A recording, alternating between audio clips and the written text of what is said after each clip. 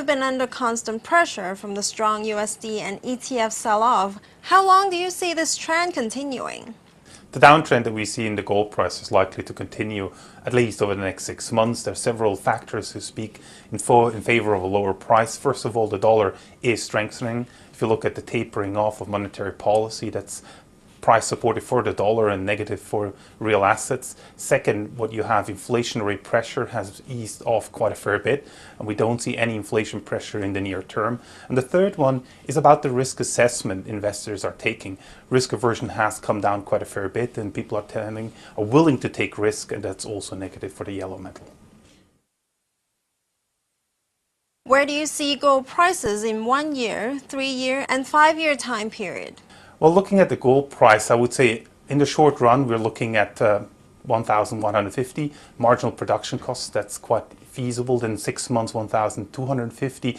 And then I would say over 12 months, we are going to have a gold price above 1,500. There's still a lot of uncertainty how we're going to resolve some of the challenges in the developed world. Now, a gold price over 3 or 5 years, to be honest, very tough to judge, and I wouldn't give any comment on that. How do you see gold's physical demand shaping up in Asia?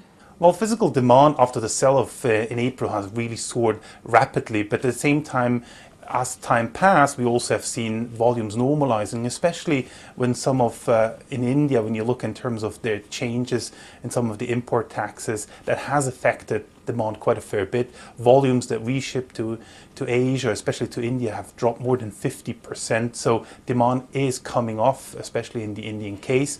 In China, I would say generally things are pretty much stable. To really see here more demand coming in, I think we're going to need lower prices in the coming months. And how do you see base metal prices faring with weak China data, despite optimistic US jobs and housing numbers? Well, the weak Chinese number has a profound negative impact on some of the base metals. Base metals came off 3 to almost 5% in recent days. So the fact that China is decelerating beyond market expectation is not a good signal. Now, for the second half, we still expect some economic acceleration. I think that should allow here some of the base metals to recover. But their acceleration is getting less and less compared to our initial estimates. So while we were initially looking at least in terms of an increase between 10 and 15%, that increase is now being moderated. I would look at maximum 10%.